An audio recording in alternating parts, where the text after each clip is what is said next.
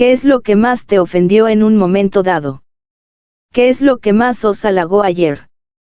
¿Por qué os sentisteis superior a fulano o a fulana de tal, en determinado instante? ¿A qué hora te sentisteis superior a alguien? ¿Por qué te engreísteis al relatar tus triunfos?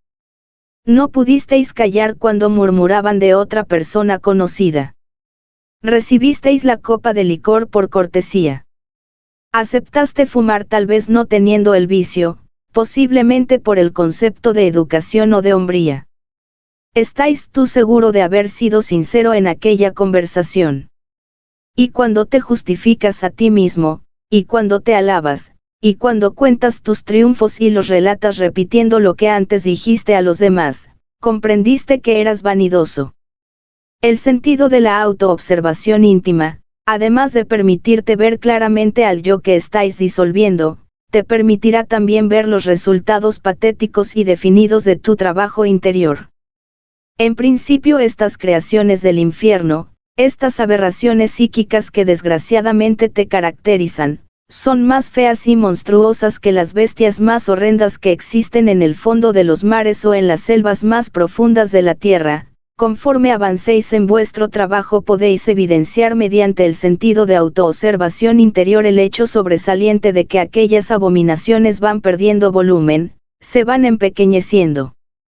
Resulta interesante saber que tales bestialidades conforme decrecen en tamaño, conforme pierden volumen y se empequeñecen, ganan en belleza, asumen lentamente la figura infantil, por último se desintegran, se convierten en polvareda cósmica. Entonces la esencia enfrascada, se libera, se emancipa, despierta. Indubitablemente la mente no puede alterar fundamentalmente ningún defecto psicológico, obviamente el entendimiento puede darse el lujo de rotular un defecto con tal o cual nombre, de justificarlo, de pasarlo de un nivel a otro, etc., mas no podría por sí mismo aniquilarlo, desintegrarlo. Necesitamos urgentemente de un poder flamígero superior a la mente, de un poder que sea capaz por sí mismo de reducir tal o cual defecto psicológico a mera polvareda cósmica. Afortunadamente existe en nosotros ese poder serpentino, ese fuego maravilloso que los viejos alquimistas medievales bautizaron con el nombre misterioso de Stella Maris, la Virgen del Mar, el Azoe de la ciencia de Hermes, la Tonantzin del México azteca. Esa derivación de nuestro propio ser íntimo, Dios Madre en nuestro interior simbolizado siempre con la serpiente sagrada de los grandes misterios. Si después de haber observado y comprendido profundamente tal o cual defecto psicológico, tal o cual yo, suplicamos a nuestra Madre Cósmica particular, pues cada uno de nos tiene la suya propia, desintegre, reduzca a polvareda cósmica, este o aquel defecto, aquel yo, motivo de nuestro trabajo interior, podéis estar seguro de que el mismo perderá volumen y lentamente se irá pulverizando. Todo esto implica naturalmente sucesivos trabajos de fondo, siempre continuos, pues ningún yo puede ser desintegrado jamás instantáneamente. El sentido de autoobservación íntima podrá ver el avance progresivo del trabajo relacionado con la abominación que nos interese verdaderamente desintegrar. Stella Maris, aunque parezca increíble, es la asignatura astral de la potencia sexual humana. Obviamente Stella Maris tiene el poder efectivo para desintegrar las aberraciones que en nuestro interior psicológico cargamos. La decapitación de Juan Bautista es algo que nos invita a la reflexión. No sería posible ningún cambio psicológico radical si antes no pasáramos por la decapitación. Nuestro propio ser derivado, Tonantzin, Stella Maris como potencia eléctrica desconocida para la humanidad entera y que se halla latente en el fondo mismo de nuestra psiquis, ostensiblemente goza del poder que le permite decapitar a cualquier yo antes de la desintegración final. Stella Maris es ese fuego filosofal que se encuentra latente en toda materia orgánica e inorgánica. Los impulsos psicológicos pueden provocar la acción intensiva de tal fuego y entonces la decapitación se hace posible. Algunos yo suelen ser decapitados al comienzo del trabajo psicológico, otros en el medio y los últimos al final. Stella Maris como potencia ígnea sexual tiene conciencia plena del trabajo a realizar y realiza la decapitación en el momento oportuno, en el instante adecuado.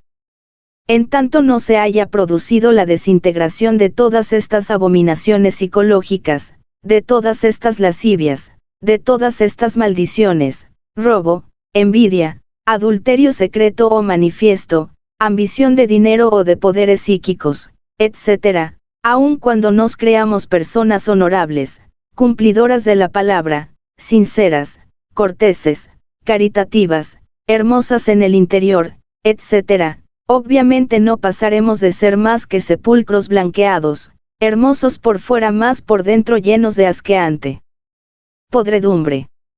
La erudición libresca, la pseudosapiencia, la información completa sobre las sagradas escrituras, ya sean estas de Oriente o de Occidente, del norte o del sur, el pseudo-ocultismo, el pseudo-esoterismo, la absoluta seguridad de estar bien documentados, el sectarismo intransigente con pleno convencimiento, etc., de nada sirve porque en realidad solo existe en el fondo eso que ignoramos, creaciones del infierno, maldiciones, monstruosidades que se esconden tras la cara bonita, tras el rostro venerable, bajo el ropaje santísimo del líder sagrado, etc.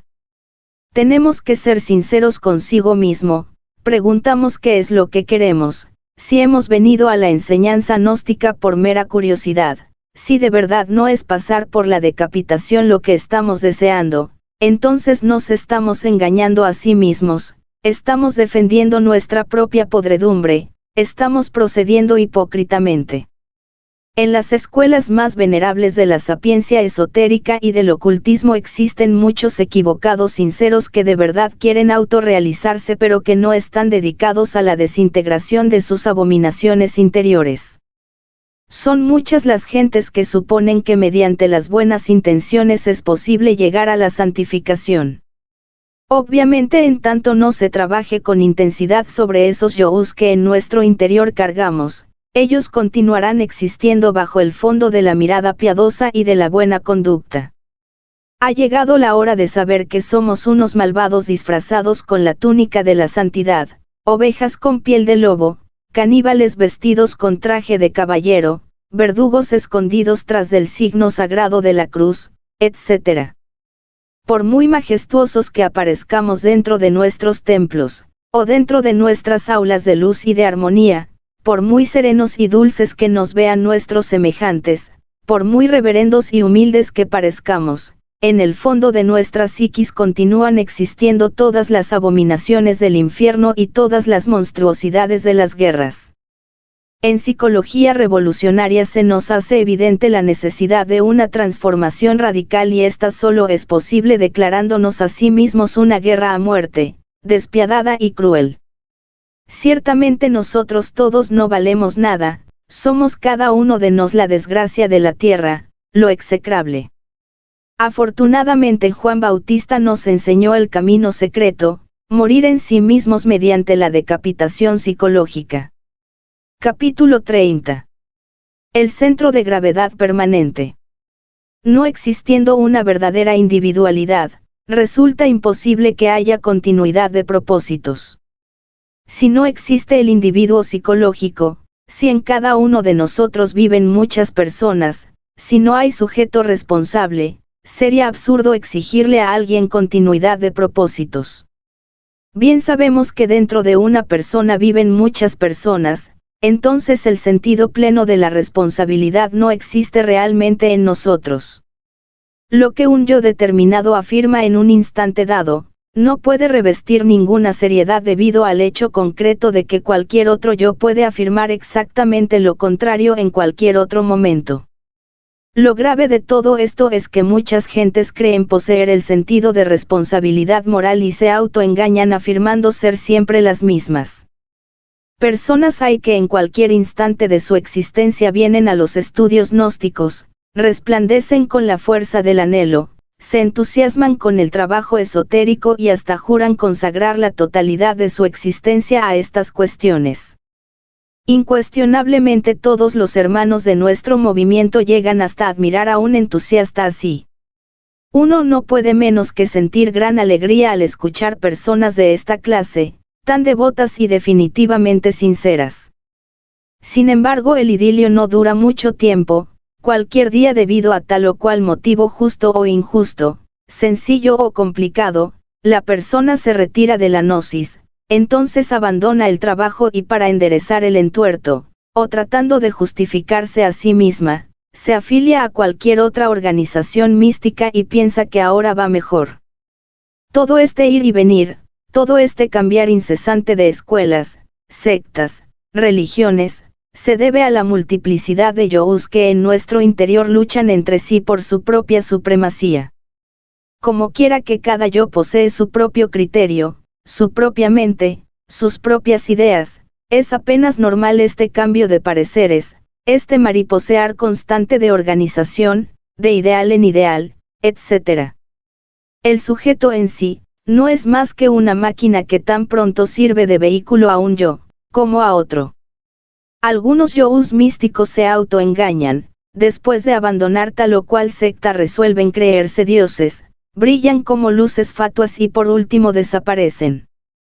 Personas hay que por un momento se asoman al trabajo esotérico y luego en el instante en que otro yo interviene, abandonan definitivamente estos estudios y se dejan tragar por la vida. Obviamente si uno no lucha contra la vida, ésta se lo devora y son raros los aspirantes que de verdad no se dejan tragar por la vida. Existiendo dentro de nosotros toda una multiplicidad de yous, el centro de gravedad permanente no puede existir. Es apenas normal que no todos los sujetos se autorrealicen íntimamente. Bien sabemos que la autorrealización íntima del ser exige continuidad de propósitos y como quiera que es muy difícil encontrar a alguien que tenga un centro de gravedad permanente, entonces no es extraño que sea muy rara la persona que llegue a la autorrealización interior profunda. Lo normal es que alguien se entusiasme por el trabajo esotérico y que luego lo abandone. Lo extraño es que alguien no abandone el trabajo y llegue a la meta.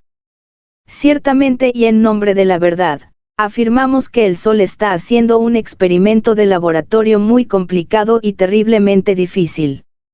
Dentro del animal intelectual equivocadamente llamado hombre, existen gérmenes que convenientemente desarrollados pueden convertirse en hombres solares. Sin embargo, no está de más aclarar que no es seguro que esos gérmenes se desarrollen, lo normal es que se degeneren y pierdan lamentablemente.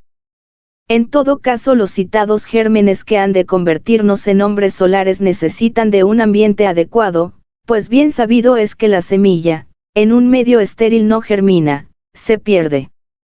Para que la semilla real del hombre depositada en nuestras glándulas sexuales, pueda germinar se necesita continuidad de propósitos y cuerpo físico normal. Si los científicos continúan haciendo ensayos con las glándulas de secreción interna, cualquier posibilidad de desarrollo de los mencionados gérmenes podrá perderse. Aunque parezca increíble, las hormigas pasaron ya por un proceso similar, en un remoto pasado arcaico de nuestro planeta Tierra. Uno se llena de asombro al contemplar la perfección de un palacio de hormigas. No hay duda de que el orden establecido en cualquier hormiguero es formidable. Aquellos iniciados que han despertado conciencia saben por experiencia mística directa, que las hormigas en tiempos que ni remotamente sospechan los historiadores más grandes del mundo, fueron una raza humana que creó una poderosísima civilización socialista. Entonces eliminaron los dictadores de aquella familia, las diversas sectas religiosas y el libre albedrío, pues todo ello les restaba poder y ellos necesitaban ser totalitarios en el sentido más completo de la palabra. En estas condiciones, eliminada la iniciativa individual y el derecho religioso, el animal intelectual se precipitó por el camino de la involución y degeneración. A todo lo antes dicho se añadieron los experimentos científicos, trasplantes de órganos, glándulas, ensayos con hormonas, etcétera, etcétera, etcétera, cuyo resultado fue el empequeñecimiento gradual y la alteración morfológica de aquellos organismos humanos hasta convertirse por último en las hormigas que conocemos. Toda aquella civilización, Todos esos movimientos relacionados con el orden social establecido se volvieron mecánicos.